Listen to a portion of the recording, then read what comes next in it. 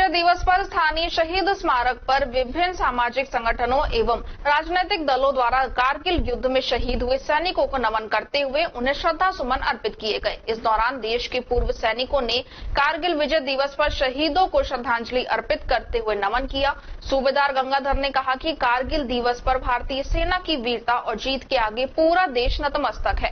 कारगिल विजय दिवस के माध्यम से हम उनके बलिदान को, कृतज्ञता को भावना के साथ याद करते हैं। मैं देशवासियों को विश्वास दिलाता हूं कि भारतीय सेना का हर जवान देश की सुरक्षा के लिए समर्पित है और किसी भी चुनौती का सामना करने और किसी भी बलिदान के लिए हमेशा तैयार है। गौरतलब है कि 26 जुलाई 1999 में हुए कारगिल युद्ध में भारत पाक एक दूसरे के सामने थे और भारतीय वीर जवानों ने पाकिस्तान के कब्जे से कारगिल की ऊंची चोटियों को आजाद करवाया था। इस जंग में कई जवान शहीद हो गए, लेकिन कारगिल युद्ध में विजय भारत के नाम कर गए।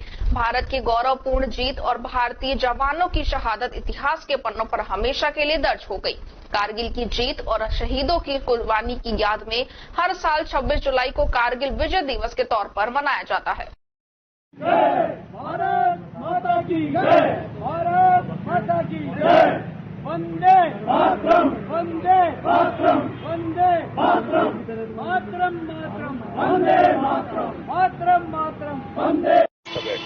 पूर्व सैनिक देश के लिए, देश के गौरव के लिए, देश के सम्मान के लिए मर मिटने के लिए तैयार है। कारगिल युद्ध में जो अभूतपूर्व सफलता मिली वो सभी इन सैनिकों की तरफ से है। उसमें से कुछ रिटायर हो गए हैं, कुछ नहीं हुए हैं रिटायर। उन्होंने बड़े वीरता और बहादुरता के साथ में लड़ा। उन लोगों ने हमारे एरिया में आकर के पक्के बैंकर बना लिए थे और वहाँ बहुत अच्छी तरह से सेटअप हो गए थे। हम एक 17 जाट का एक सूबेदार भरफूल था, वो अगले दिन पेंशन आना था, लेकिन उसको सेंटर में से पता लगा कि भाई आप 2 साल बढ़वाना चाहते हो, तो उसने कहा, वो सिक्कर का लेने वाला था कि मैं 2 साल और करना चाहता हूं, और वो यूनिट में पहुंच गया। जाते ही उसको, मजबूत आदमी था, क्वालिफाइड था, उसको रेकी में भेज दिया गया, कोल्लम में भेज दिया गया, और उसके साथ में लेफ्टिनेंट कालिया भी था।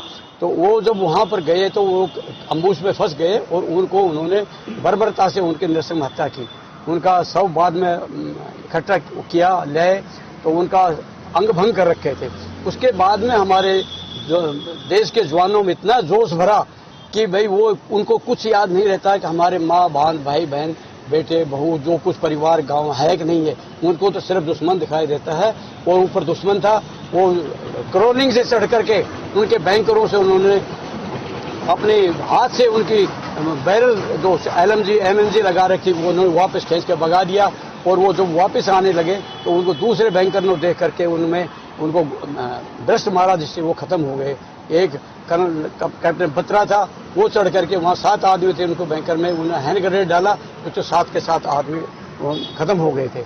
हम पूर्व सैनिक अभी भी देश के लिए मर मिटने के लिए तैयार हैं। अगर हमें देश की सेवा के लिए बुलाया जाता है, हमें दिन में मैसेज मिलता है, तो हम शाम को भी जाने के लिए तैयार हैं और हम अपने देश की सेवा के लिए हमेशा तत्पर